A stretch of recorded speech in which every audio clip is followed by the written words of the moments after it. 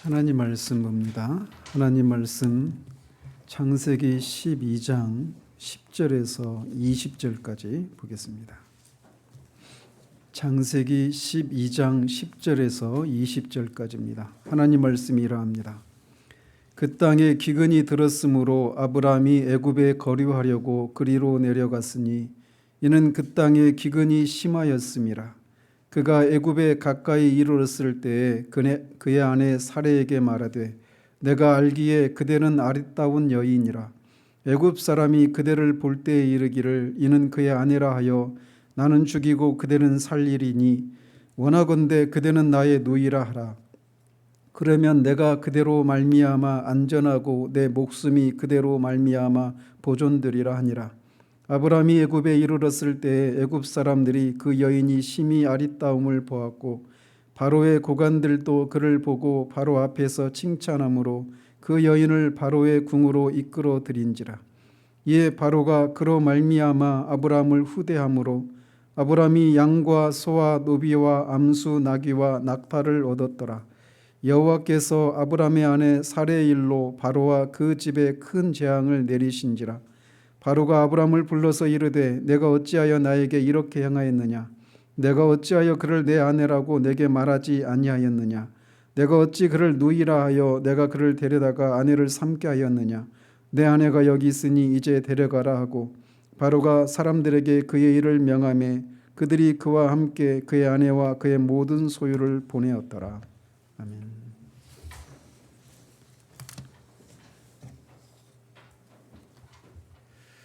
지난주에는 하나님 나라를 건설하기 위한 하나님의 구속사역에 있어서 이 구속사역을 성취하고 완성하는 데 있어서 가장 중요한 두 사건은 그리스도의 초림과 재림이라고 말씀드렸습니다. 그러면서 이 그리스도의 초림과 재림 다음으로 가장 중요한 이 구속사건이 있다라면 하나님이 아브라함을 이 갈대아 우르에서 불러내셔서 그와 언약을 맺은 이 사건이라고 말씀드렸습니다.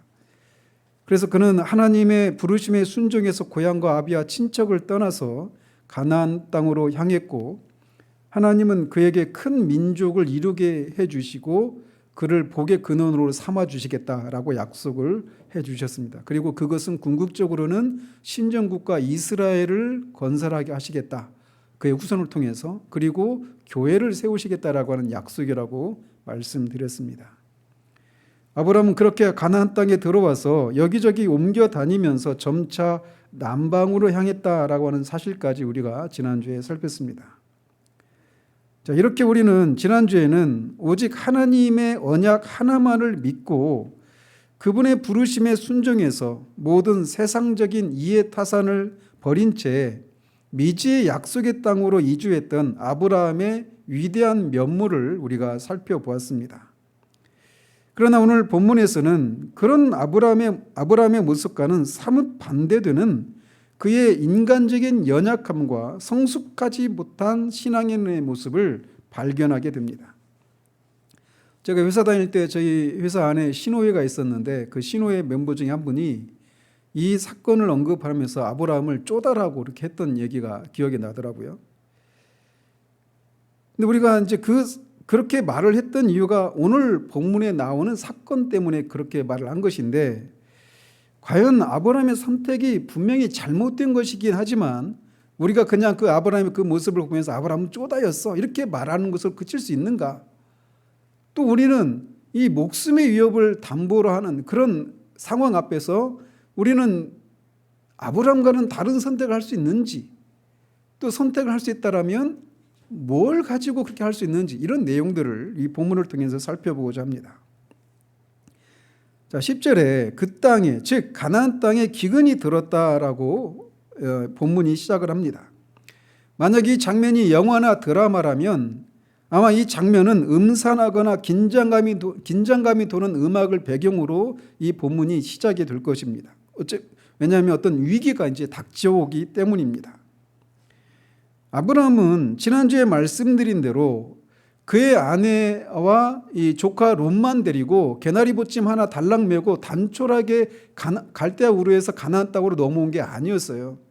14장에서 나오는 것처럼 소돔상에 살던 조카 롯을 구하기 위해서 그가 데려갔던 용병이 318명입니다. 그러니까 집에 남아있던 용병도 분명히 있었을 것이고 그 용병들이 결혼을 해서 자녀까지 낳았다라면 아브라함과 같이 동행했던 사람들은 최소한 1000명에서 2000명 정도 되는 그런 사람들이 그렇게 같이 움직이고 있는 그런 상황이었던 겁니다. 나중에 여호수아가 이 가나안을 정복할 때 가나안에 살고 있었던 그 왕들의 그 명단을 이렇게 기록하고 있는데 12장에 보면 나오는데 31명의 왕들의 명단이 나옵니다. 가나안 땅 안에 31명의 왕들이 있었다 이렇게 말을 하고 있단 말이에요. 따라서 아브라함도 그런 왕과 같은 그런 지위에 있었던 사람으로 우리가 이해를 해야 되는 거예요. 그래서 그의 아래는 1000명에서 2000명 정도 되는 그런 대식소를 거느리는 통치자와 같은 위치에 있었던 사람이 아브라함이었단 말이죠. 그래서 그렇게 많은 사람들과 또 이 직업 자체가 유목민이었잖아요. 그래서 많은 가축들을 데리고 있었기 때문에 그런 상황에서 기근이 찾아온다라고 하는 것은 그 공동체 자체가 무너질 수도 있는 생존의 위협을 받는 아주 큰 위기였던 것이죠. 그렇기 때문에 그렇게 기근이 닥쳤을 때 그는 통치자로서 어떤 선택을 하지 않으면 안 되었던 겁니다. 그리고 그가 선택한 것은 애굽으로 내려가는 것이었어요. 그런데 그가 애굽에 내려갈 때는 잠시 머물 요량으로 내려간 것이었습니다. 그래서 본문에서도 거류하려고 내려갔다 이렇게 말하는데 이것은 잠시 머물 때 쓰는 그런 동사입니다. 당시 아브라함이 머물던 남방은 애굽과 이스라엘 사이에 있는 네게브 사막 지역이었습니다. 그래서 원래도 그 지역은 황량한 지역이었는데 그런 황량한 지역에 기근이 들면 이제 풀 한 포기조차 찾을 수 없는 그런 위기란 말이죠. 그래서 모세는 10절에서 그 땅에 기근이 왔고 또 그 말미에 그 땅에 기근이 심했다 이런 말을 통해서 앞뒤에 이렇게 말을 하고 있는 것을 통해 그가 애굽으로 내려가기로 결정한 것 그 자체가 불신앙 행위는 아니었다라고 하는 것을 암시해 주고 있습니다. 애굽은 이 나일강이 있어서 이 일반적인 가뭄 때에도 어느 정도 그런 위기를 넘길 수 있는 그런 나라였습니다. 따라서 생존의 위협을 받던 아브라함도 다시 한번 그 대식소를 이끌고 아래로 더 내려가서 애굽으로 이주할 수밖에 없었던 것입니다. 말씀드린 것처럼 그는 그곳에 오래도록 머물 생각으로 애굽으로 내려가는 것이 아니었습니다. 그래서 본문에서도 거류하려고 라고 하는 단어를 사용해서 묘사하고 있는 것입니다. 아브라함도 비록 이렇게 애굽으로 내려갔지만 아예 거기서 머물려고 내려간 것이 아니라 다시금 하나님의 약속의 땅 가나안으로 돌아올 생각으로 그렇게 내려갔던 것이죠. 한편 이렇게 아브라함이 애굽으로 내려간 것은 훗날 그의 손자 야곱과 그의 가족들이 기근을 피해서 애굽으로 내려가는 사건을 예시하는 것이다라고 할 수 있습니다. 또 그 유아 2살 아래 유아를 살해하려고 했던 그 헤롯의 그 위협을 피해서 우리 주님이 애굽으로 내려갔던 그런 사건을 내다보는 그런 것이기도 합니다. 이 당시만 해도 아브라함은 애굽이 하나님의 백성의 적으로 생각되지 않았기 때문에 그렇게 쉽게 애굽으로 내려갈 수 있었던 것이죠. 그리고 이제 그 2가지 의미가 있어요. 그 애굽으로 내려간 사건이 첫 번째로는 이 기근이 아니었다라면 믿음의 조상 아브라함은 애굽으로 내려가지 않았을 것입니다.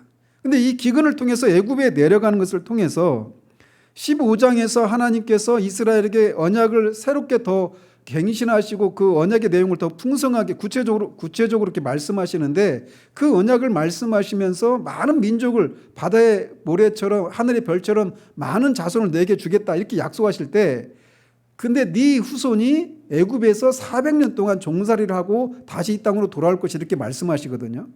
그것을 그들의 후손이 내려갈 애굽 땅을 미리 내다보게 하신 그런 의미도 있는 것입니다.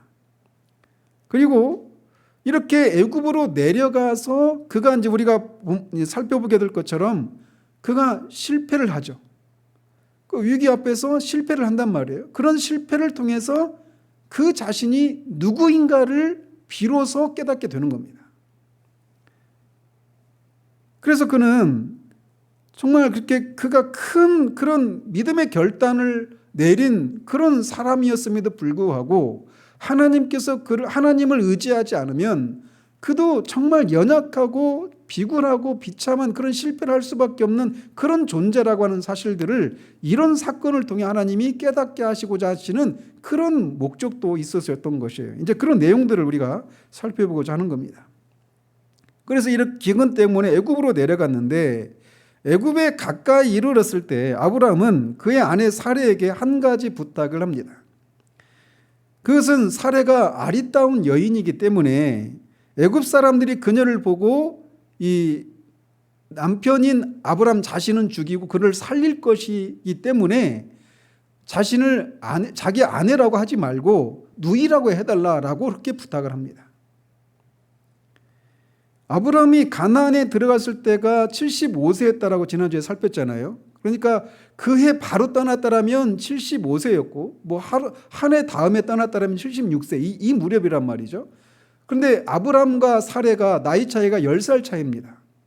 그러니까 75세, 76세 정도 되었을 때인데 아브라함이, 따라서 사레는 65세, 66세 정도 되었을 때예요. 그런데 그때 사레가 아리따웠다 이렇게 말을 한단 말이죠. 그런데 이것은 아브라함이 자기 아내이기 때문에 이렇게 주관적으로 판단하는 것이 아니라 뒤에서 보는 것처럼 애굽 사람들도 다 그 심히 아리따웠다 이렇게 평가를 한단 말이죠.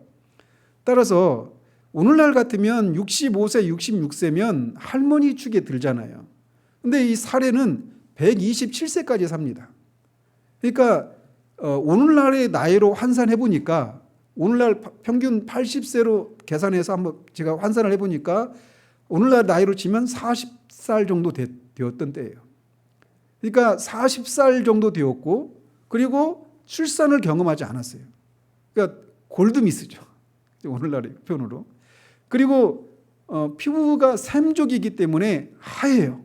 근데 애굽은 함족속이기 때문에 갈색 피부란 말이에요.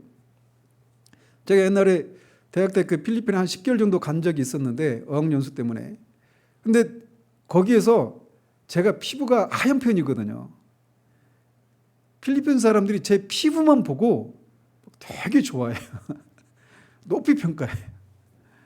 근데 사례가 그랬단 말이에요.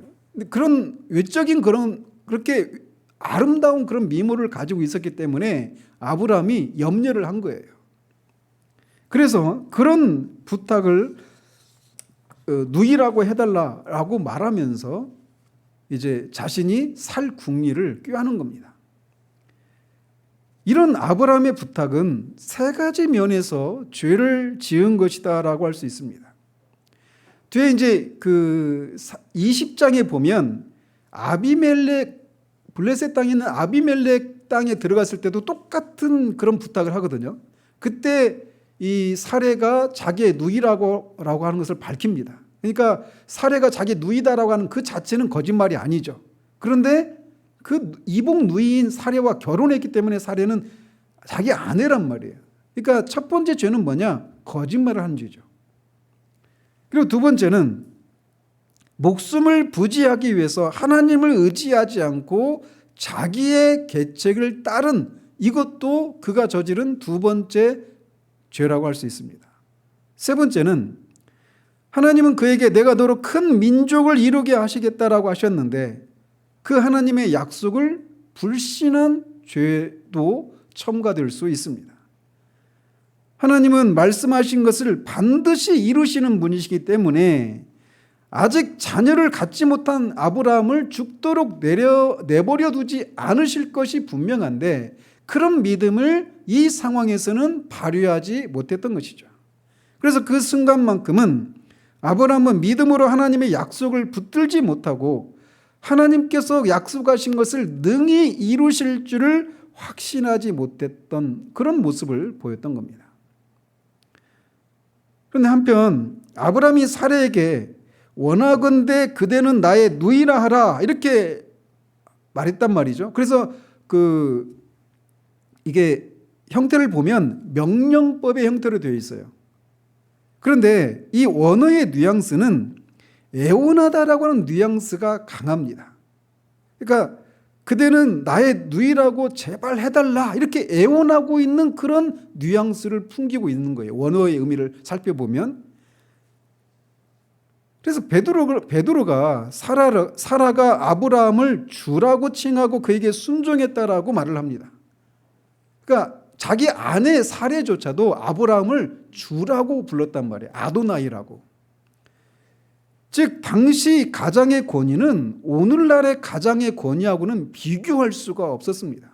가장의 권위는 자기 아내와 자녀들, 이 식솔들, 이 모든 자기에 속한 가정의 모든 사람들을 생사 여탈권을 쥐고 있는 그런 권위를 가진 사람이 당대의 가장이었단 말이에요. 그런데 자기 아내 사례가 자신을 주라고 이렇게 부르는 그런 처지인데 그런 권위를 가진 가장이 자기 아내에게 애원을 하는 거예요. 제발 자기 누이라고 해서 나를 좀 살려달라 이렇게 애원을 하고 있단 말이죠. 그가 이렇게 하고 있는 것은 애굽왕 바로가 미모가 출중했던 유부녀를 첩으로 취하기 위해서는 그 남편을 죽이기도 했던 당시 애굽의 풍습에 아브라함이 겁을 먹었기 때문입니다. 이런 아브라함의 모습에서는 자신이 죽을 것만 막 마음에 두고 있지 자신이 살기 위해서는 아내가 그렇게 순결을 잃어버릴 수도 있다라고 하는 것을 염두에 그걸 먼저 두고 있지 않는 그런 모습을, 이기적인 그런 모습을 보여주고 있어요. 그래서 이런 모습을 보고 쪼다라 이렇게 말을 했던 것이죠.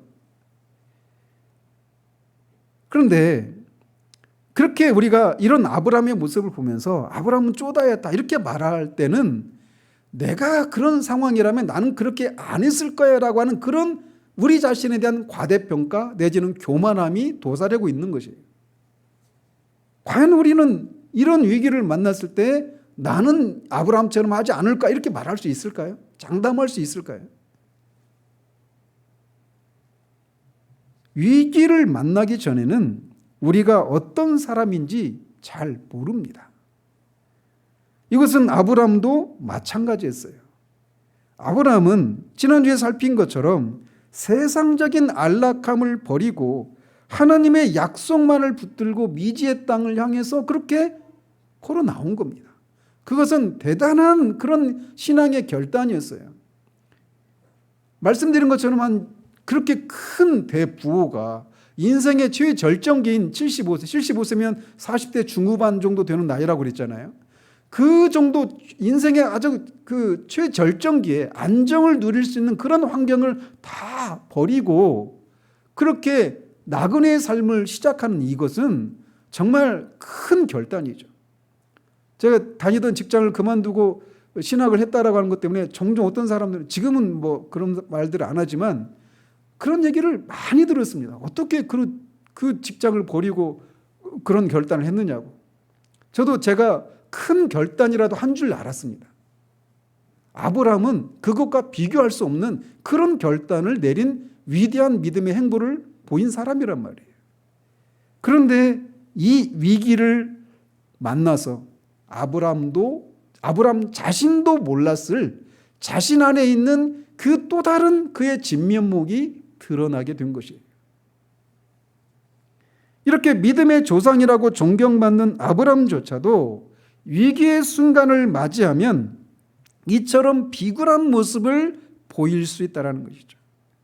따라서 이것은 하나님을 믿는 자라 할지라도 하나님께 매 순간순간 하나님을 의지하지 않으면 정말 연약하고 비굴하고 파렴치하고 이기적인 그런 모습을 보일 수밖에 없다라고 하는 것을 우리에게 교훈해 주고 있는 거예요. 따라서 우리는 과거에 우리가 하나님 앞에서 신앙의 결단을 했던 어떤 과거의 어떤 신앙 유산을 우리가 가지고 있는 것을 가지고 내가 뭐 대단한 그런 어떤 사람이라고 생각하면서 앞으로 닥칠 어떤 모든 위기를 내가 다 헤쳐나갈 수 있을 것이라고 하는 그런 생각을 가져서는 절대로 안 된다라고 하는 것을 교훈받게 되는 것이에요.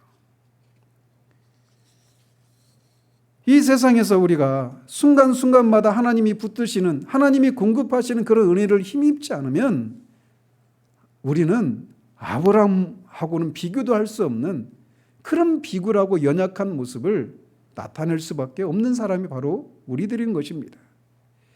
안타깝게도 오늘날 저 자신을 포함해서 많은 성도들이 지금 현재 하나님을 의지하고 신앙의 지혜와 절개를 지키기 위해서 힘든 결단을 하고 주님을 위해서 용감하게 위험 속으로 뛰어드는 그런 모습을 보이기보다는 과거에 내가 이런저런 위대한 결단을 했던 이야기들을 많이 하는 모습을 봅니다.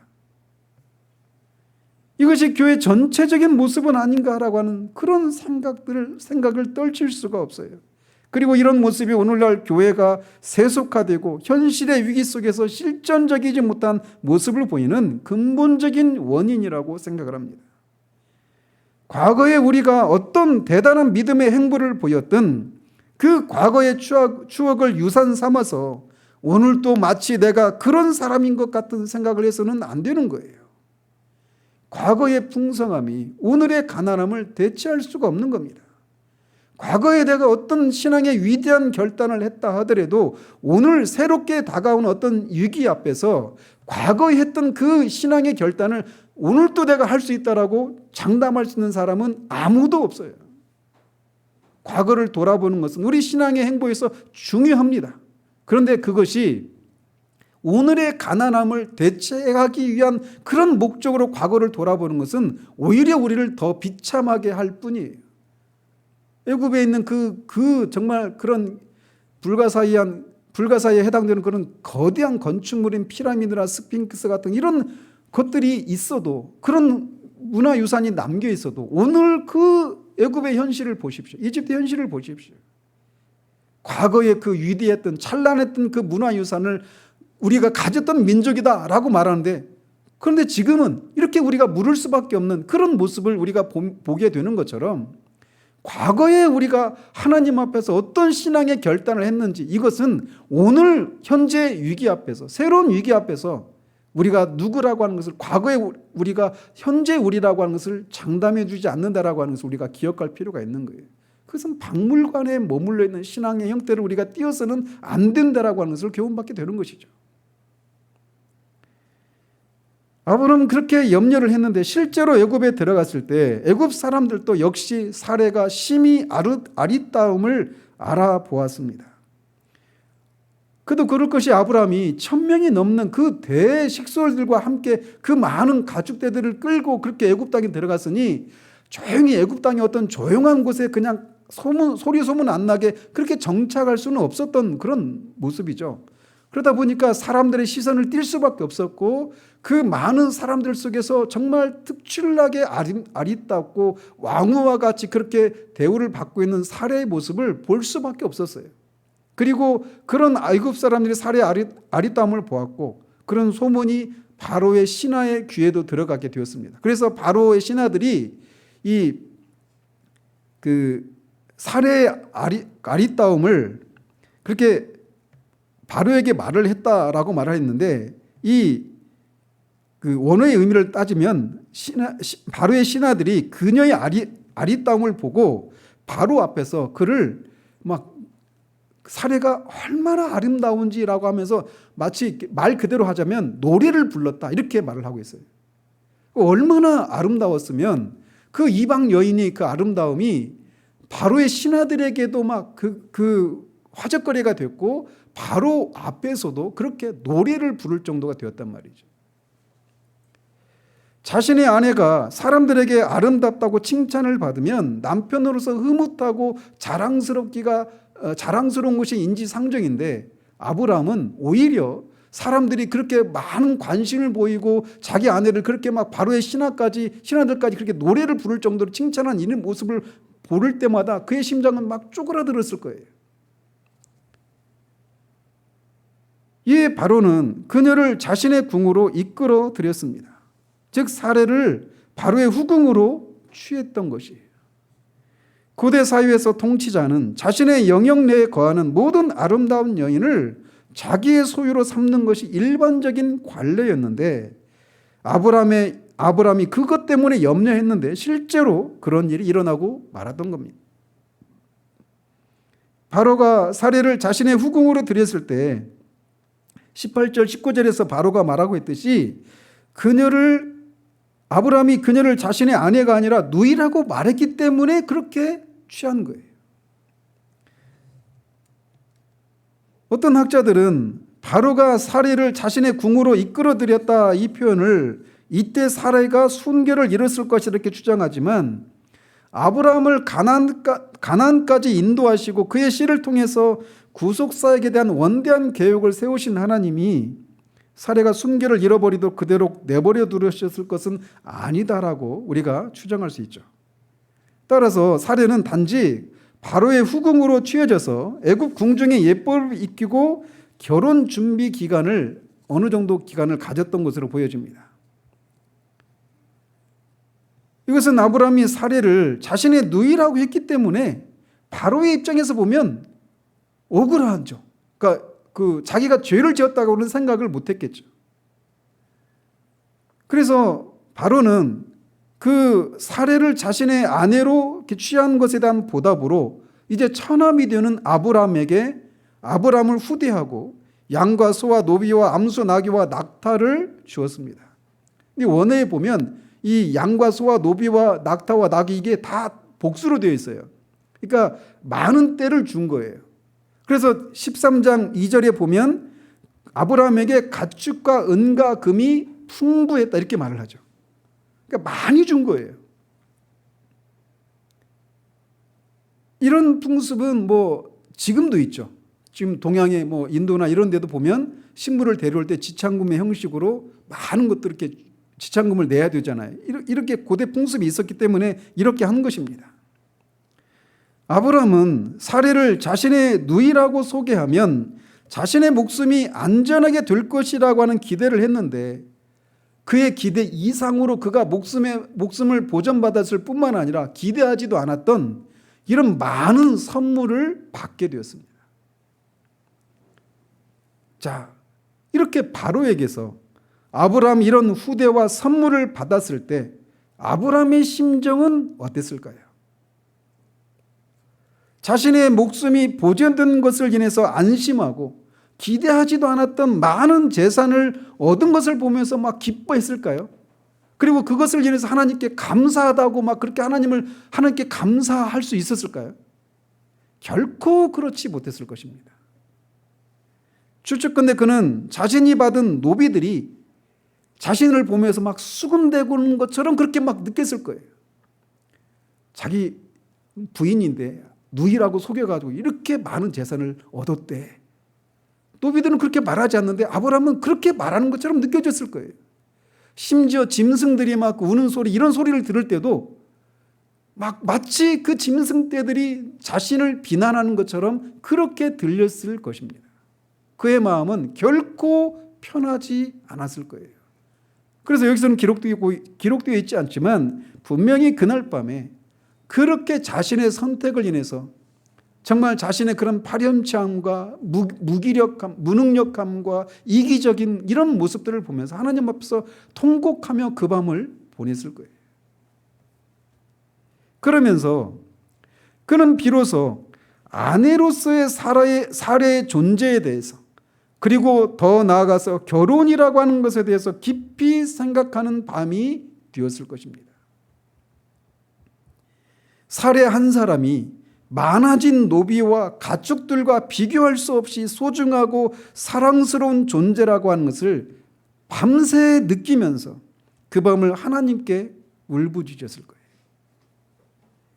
당시 사회에서 아내는 물론 자녀들까지도 가장의 소유물로 여기던 풍습이 있었단 말이죠.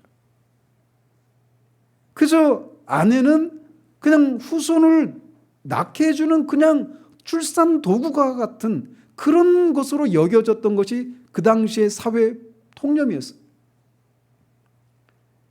그런데 그런 속에서 아브라함은 사례를 빼앗기는 이 쓰라린 경험을 통해서 그의 몸, 그 깊은 유전자처럼 자리하고 있었던 그 사회 통념을 깨뜨리고 아내가 단지 자신의 소유물이 아니고 아내는 하나님의 약속을 같이 위협으로 받은 사실을 깊이 생각하게 되는 그 밤이 되었을 것입니다. 남편들아, 이와 같이 지식을 따라 너희 아내와 동거하고 그를 더 연약한 그릇이요 또 생명의 은혜를 함께 이어받을 자로 알아 귀히 여기라 라고 하는 이 사도 베드로의 권면이 이 아브라함에게 시작된 밤이 그 밤이었을 거예요. 물론 처음부터 그런 생각에 한꺼번에 도달하는 것은 아니었겠죠. 왜냐하면 뒤에 20장에서 똑같은 짓을 하거든요. 그러나 분명한 것은 아내에 대한 그런 생각을 새롭게 하는 그런 밤이 되었을 것은 분명합니다. 물론 아브라함만 그런 것이 아니라 사레 자신도 이런 아픔을 통해서 하나님 앞에서 생각이 깊어지고 하나님의 약속의 자녀를 낳는 사람으로서 빚어지는 그런 계기가 되었을 것입니다. 그래서 나중에 17장에 보면 아브라함만 아브라함으로 이름이 바꾸는 것이 아니라 사레도 사라로 이름을 바꾸거든요. 그러니까 이제 그런 이름을 바꾼다라고 하는 것은 그냥 오늘날 말하는 것처럼 소위 이름을 바꿔서 팔자와 운명을 바꾸고자 하는 이런 의미가 있는 게 아니죠. 이 이름을 바꿨다라고 하는 것은 하나님의 언약의 담지자로서의 그런 새로운 인생의 전환점이 이루어졌다라고 하는 의미로 이름을 바꾸는 거지 않습니까? 이런 과정을 통해서 아브라함이 사레가 이름을 바꾸는 그런 성장이 이루어지게 되었던 것이죠. 이런 면에서 아브라함의 실수는 분명히 하나님 앞에서 잘못된 것이고 죄인 것은 분명하지만 하나님은 이런 실수들을 통해서 아브라함을 하나님의 언약을 담지한 사람으로서의 합당한 결혼관을 가질 수 있도록 하는 그런 계기로 삼으셨다라고 말할 수 있는 것이죠. 그리고 이 일에 하나님께서 개입하셔서 그는 사례를 다시 돌려받게 되는데 이런 과정을 통해 그는 하나님에 대해서도 배우게 되는 사건이 되었을 것입니다. 즉 그가 비록 하나님의 부르심을 받고 큰 믿음의 행보를 보이고 가나안까지 들어왔지만 그렇다고 해서 그가 마땅히 가져야 할 생각들을 가지고 있었던 것은 아니라고 하는 것을 알 수 있는 거예요. 즉 믿음의 아버지인 아브라함조차도 하나님의 부르심을 받은 이후에 결혼관이랄지 사회관이랄지 이 세상의 역사를 다스리시는 하나님의 섭리와 통치와 또 구속하시고자 하신 하나님의 구원 계획에 대한 또 그런 일을 하시는 하나님에 대한 이런 지식이 점점 자라가는 일들이 있었던 거예요. 그리고 그런 것은 이런 실수나 어떤 시험을 통해서 이렇게 배우고 자라가게 되었던 것이죠. 실제로 그는 25장까지 이어지는 그의 삶을 통해서 하나님에 대한 그의 지식이나 그에 따른 믿음 그리고 하나님의 구속에 대한 지식 등에 있어서 점점 자라가고 성숙해져 감을 보게 됩니다. 그리고 그의 손자인 야곱에게서 그것이 더 급격하게 나타나고 있어요. 이것은 우리들에게도 마찬가지로 적용할 수 있는 내용입니다. 즉 우리가 거듭나는 순간 우리가 마땅히 알아야 할 모든 지식을 갖게 되는 것이 아닌 거예요. 그리고 우리가 마땅히 가져야 될 그런 생각을 갖게 되는 것도 아닙니다. 거듭났지만 여전히 우리가 그리스도 밖에 있었을 때, 세상에 속해 있었을 때 그 세속적인 가치관들, 육적인 그런 욕망들, 그런 비루하고 찌꺼기와 같은 그런 생각들이, 그런 삶의 그런 습관들이 여전히 우리 가운데 남아있는 거예요. 비록 거듭났지만 우리의 생각들은 여전히 비료한 것들이 가득하고 미성숙한 생각과 우리가 그리스도 밖에 있었을 때의 세속적이고 심지어 사탄적인 생각들과 삶의 태도들로 가득하단 말이죠. 거듭났음에도 불구하고 말이에요.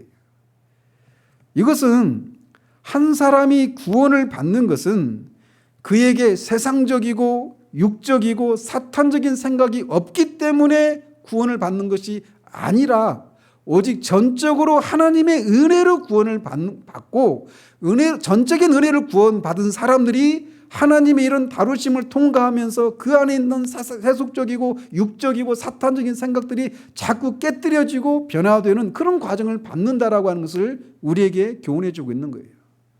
그리고 하나님은 때로는 이렇게 그런 것을 직접적으로 가르치시기도 하시지만 이렇게 우리의 연약함 때문에 실수하고 실패하고 넘어지는 그런 것을 통해서 그런 것을 배우게 하시는 것이에요. 그렇기 때문에 우리 인생에서 버릴 수 있는 것은 아무것도 없습니다. 그것이 사람 앞에 하나님 앞에 부끄러운 어떤 실패와 그런 어떤 실수라 하더라도 그것을 통해서 하나님은 결국은 선을 이루시기 때문에 그래요. 그래서 우리는 거듭난 신자들은 자꾸 생각과 삶에 있어서 모든 면에서 자라가야 하는 겁니다. 그래서 우리가 지난주 이 예배소서 그 암송 있잖아요. 우리가 하나님의 아들을 믿는 것과 아는 일이 하나가 되어 온전한 사람을 이루어 그리스도의 장성한 분량에까지 이르르니 이는 우리가 뭐죠? 이는 우리가 어린아이가 되지 않고, 그죠? 그래서 어린아이가 되지 않고 사람의 속임수와 그 간사한 교훈에 간사한 유혹에 빠져 이 기억이 안 나네. 온갖 교훈의 풍조에 밀려서 요동하지 않게 하려 함이라. 그래서 우리 오직 사랑 안에서 참된 것을 하여 범사에 그에게까지 자랄지라라고 그렇게 권면하는데 이 권면이 필요한 이유가 바로 이거예요. 거듭나는 순간 우리가 온전한 사람이 되는 게 아니에요. 온전한 사람을 향해 가는 것이죠. 그리고 그런 과정 속에 끊임없이 우리는 깨뜨려지고 넘어지고 실수하고 실패하는 이런 과정을 통해서 그런 과정을 통해서 우리가 누구인지 하나님이 누구신지 이런 것을 배워가는 거예요. 그렇기 때문에 우리가 어떤 사람을 평가할 때 이 프로셔가 말하는 것처럼 스틸 사진의 형태로 사람을 평가해서는 안 되는 거예요. 동영상으로 봐야지 순간순간 어떤 멈춰진 그 사진, 그 모습을 보고 그 사람의 전체를 평가해서는 안 되는 거예요. 아브라함도 이것이 이런 과정을 통해 여기서 끝난 것이 아니란 말이죠. 계속 진행되는 거예요.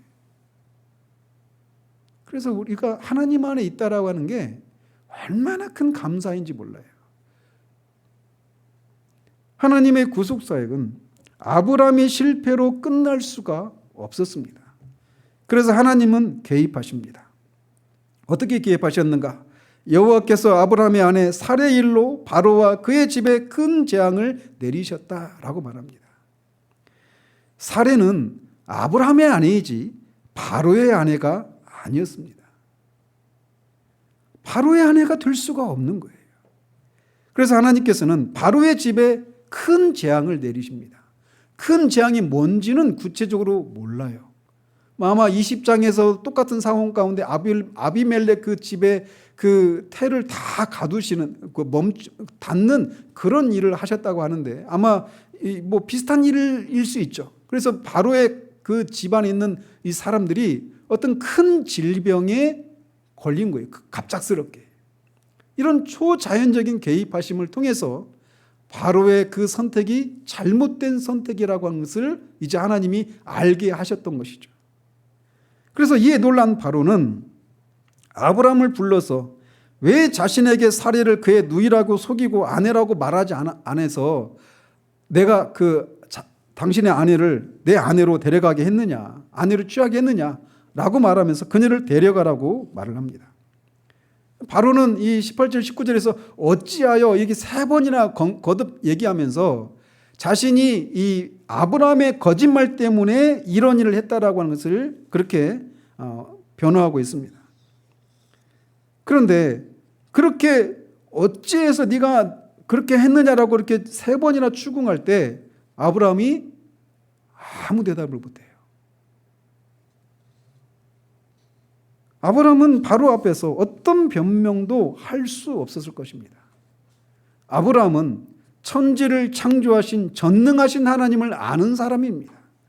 그리고 그 하나님의 부르심을 받아서 그 하나님과 언약을 체결하시고 세상의 구원자를 그의 후손을 통해서 보내시겠다라고 하는 하나님의 위대한 약속을 담지한 위대한 하나님의 사람이었지만 하나님을 알지 못하는 이방인인 바로에게 꾸지람을 들으면서도 묵묵부답할 수밖에 없는 그런 비참한 처지에 빠지게 된 거예요.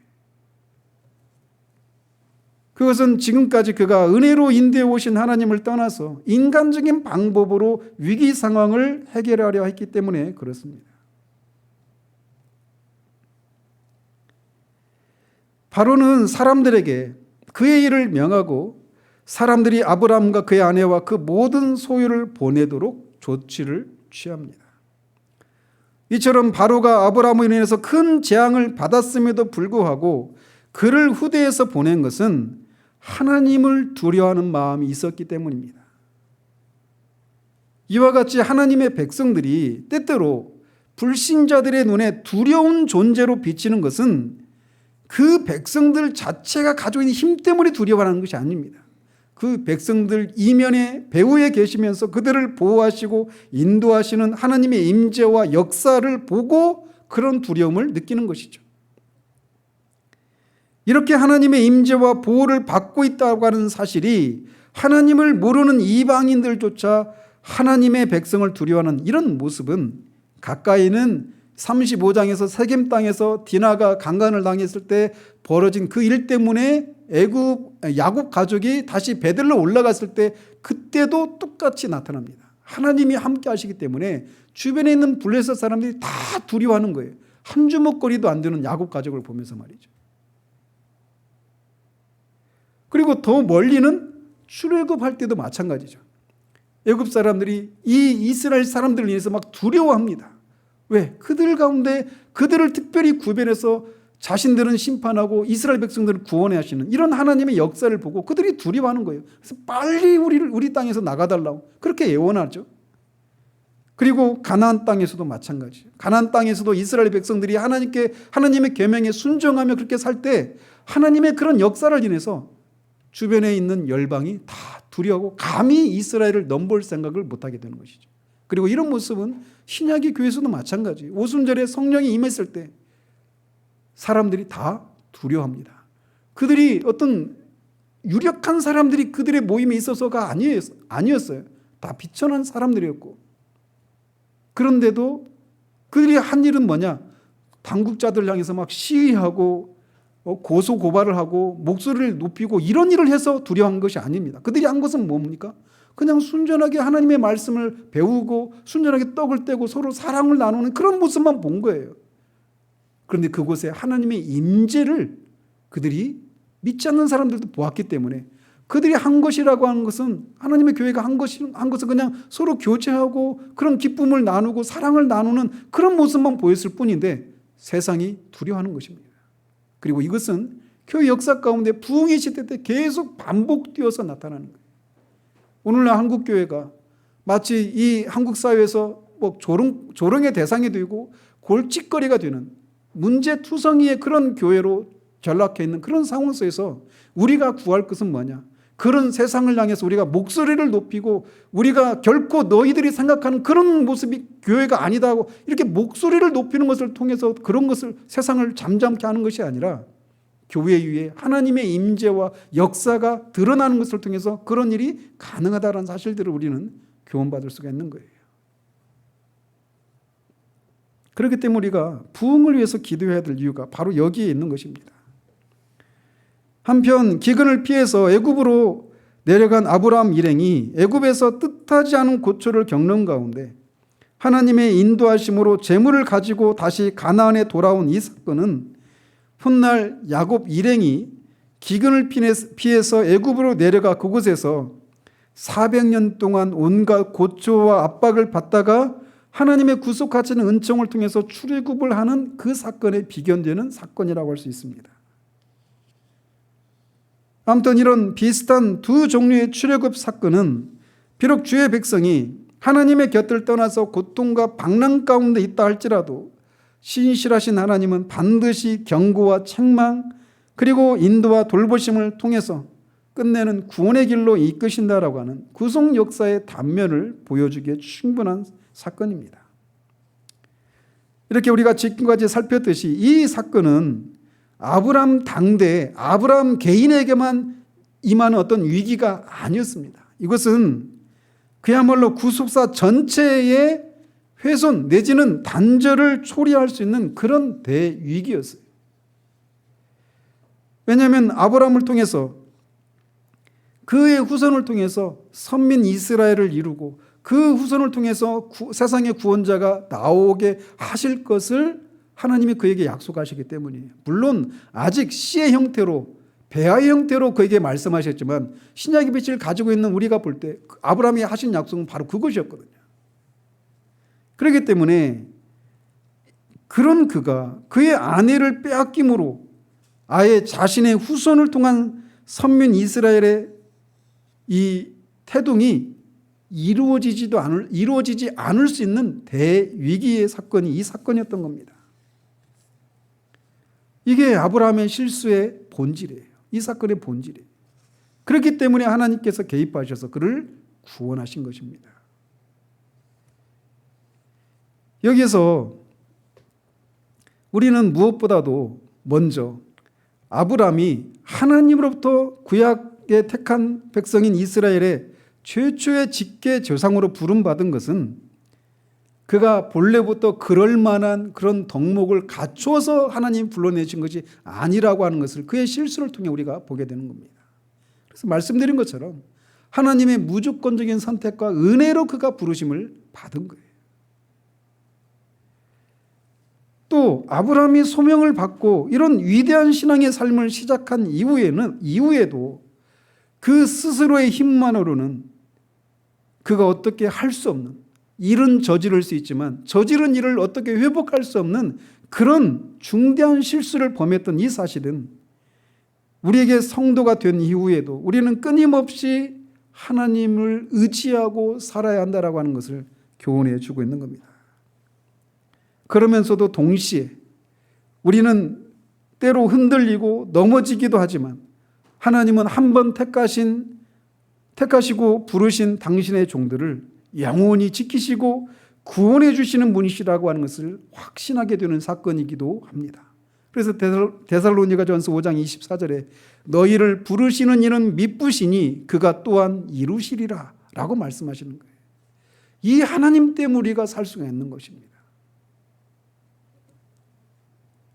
더욱이 이 같은 아브라함의 실수와 구원은 똑같은 패턴으로 약 24년 정도 후에 앞에서도 말씀드린 것처럼 아비멜렉에게 똑같이 사례를 자신의 누이라고 속이는 일을 또 범합니다. 그리고 아브라함은 그러니까 두 번을 똑같은 실수를 범하는 거예요. 그리고 이삭도 그렇게 따라해요. 이런 모습 속에서 인간의 타락으로 말미암아서 인간의 그 죄의 영향으로 말미암아 이 얼마나 죄가 뿌리 깊이 인간 안에 자리하고 있는가라고 하는 것을 이런 거듭된 실패와 그 실패를 보고도 또 다시 답습하고 있는 이런 모습을 통해 우리에게 교훈해 주고 있는 거예요. 구원이 전적으로 하나님의 의리로 말미암은 것이라고 하는 것을 교훈해 주고 있는 겁니다. 그러면서도 궁극적으로는 그런 인간을 하나님이 오래 참으시고 인내하시고 이런 과정을 통해 결국은 하나님의 사람으로 그렇게 빚어가신 일을 하신다라는 거예요. 아브라함의 위대함은 그가 한 번도 실수를 하지 않은 것에 있지 않습니다. 하나님의 사람 중에 한 번도 실수하지 않은 사람은 아무도 없습니다. 그의 위대함은 그가 실수를 한 번도 하지 않은 것에 있는 것이 아니라 실수를 했을 때 빨리 자신의 실수를 깨닫고 즉각 하나님께로 돌아와서 믿음을 회복하고 그 전보다 더욱 성숙한 신앙인의 모습을 보여주는 데에 있는 겁니다. 그러므로 우리도 하나님 앞에서 비록 한 번의 실수를 하였다 하더라도 사단이 이 같은 우리의 실수를 이용해서 더욱더 타락의 길로 이끌어가도록 방치해 두어서는 안 돼요. 사탄은 끊임없이 우리를 그렇게 괴롭히죠. 네가 옛날에 그런 실수를 했는데 그런 너를 어떻게 하나님이 신뢰할 수 있겠느냐.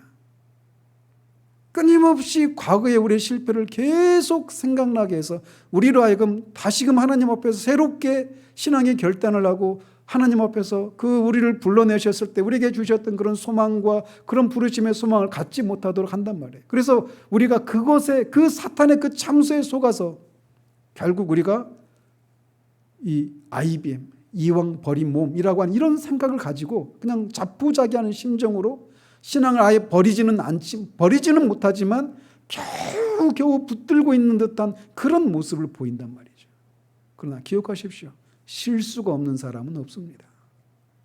어느 시인이 말하고 있는 것처럼 흔들리지 않고 피는 꽃은 없다라고 말하잖아요. 다 흔들리고 꽃을 피는 겁니다. 시련과 이런 실패와 이런 것을 통해서 우리가 점점 성숙해져 가는 거예요. 그런데 우리를 불러내신 분은 미쁘신 분이십니다. 그렇기 때문에 그 하나님 안에 우리에게 소망이 있는 거예요. 비록 넘어지지만 결국 하나님은 그것을 통해서 우리에게 깨닫지 못했던 우리 자신에 대한 그런 정말 무지함과 연약함과 이기적이고 비루한 그런 게 우리구나. 그래서 내가 과거에 어떤 신앙의 결단한 것을 가지고 내가 이런 정도의 사람이 이런 생각을 했는데 내가 아무것도 아니구나 라고 하는 사실들을 깨닫고 하나님의 은혜만을 의지하는 그런 사람으로 우리를 빚어가시는 거예요. 그런 과정을 통해 우리가 하나님의 사람으로 빚어져 가는 겁니다. 그래서 아브라함이 이렇게 실패를 깨달았을 때 아브라함은 우리 다음에 살펴보겠지만 그는 다시 베델로 올라가서 거기서 단을 쌓습니다. 베델에서 여호와 이름을 불렀잖아요. 지난주에. 그런데 애굽에서 실패를 통해서 다시 돌아와서 베델에서 다시 제단을 쌓습니다. 베델에서 하나님을 만났던 야곱이 다시 세겜 땅에서 안주하면서 살다가 실패를 통해서 다시 베델로 올라가서 거기서 다시 하나님과의 언약을 갱신합니다. 베델, 하나님의 집이에요. 문자 그대로. 하나님의 집에서 우리는 다시금 하나님과의 그 언약, 그리스도와 맺은 그 새 언약을 다시금 새롭게 하시고 그런 우리의 신앙이 다시금 회복하고 그런 실패를 통해서 우리가 한 단계 더 단단해지고 더 성장해가는 그런 일들이 일어나는 겁니다. 신앙은 그런 거예요. 한 번의 은혜 체험으로 우리가 온전한 사람이 되는 게 아닙니다. 온전한 사람을 이루어 가는 겁니다. 기도하겠습니다. 하나님 아버지, 이 아브라함의 위대한 믿음의 행보를 내딛었던 아브라함이 그런 위대한 믿음의 사람이 했다라고 할 수 없는, 생각할 수 없는 그런 비루하고 이기적이고 연약한 비참한 그런 실패를 하는 장면을 살펴봅니다. 그리고 그런 아브라함을 하나님이 다시금 구원해 내시는 이 사건을 통해서 신앙의 본질을 생각하게 됩니다. 우리가 과거에 어떤 신앙의 결단을 했다 하더라도 그것이 오늘 현재 위기에 당연하게 그 위기를 극복할 수 있는 사람이 되게 한다라는 그런 보장이 되지 못한다는 사실들을 우리가 교훈받게 됩니다. 그렇기에 우리가 매 순간 하나님 앞에 정말 깨어 있어서 하나님의 은혜를 의지해서 그렇게 우리의 삶을 살아가는 우리들 될 수 있도록 도우시옵소서. 우리가 다 실수가 많은 사람들이라 실수할 수밖에 없습니다. 그러나 그 실수를 사탄은 끊임없이 우리에게 되뇌어서 더 이상 하나님을 향해 나아가지 못하도록 우리의 의지를 꺾어버리기 바쁘지만 이렇게 실패한 아브라함을 하나님이 다시금 개입하셔서 이렇게 그를 회복하시고 그 언약의 담비자로서 합당한 그런 존재로 빚어가시는 것처럼 우리를 불러내신 하나님도 미쁘셔서 우리를 불러내실 때 목표하셨던 것을 반드시 이루시는 하나님이심을 기억하고 우리가 실패를 통해 그렇게 한 단계 더 주님을 아는 지식에서 우리 자신을 아는 지식에서 자라가는 그런 우리들 될 수 있도록 주님 도우시기를 원합니다. 예수 그리스도 이름으로 기도합니다. 아멘.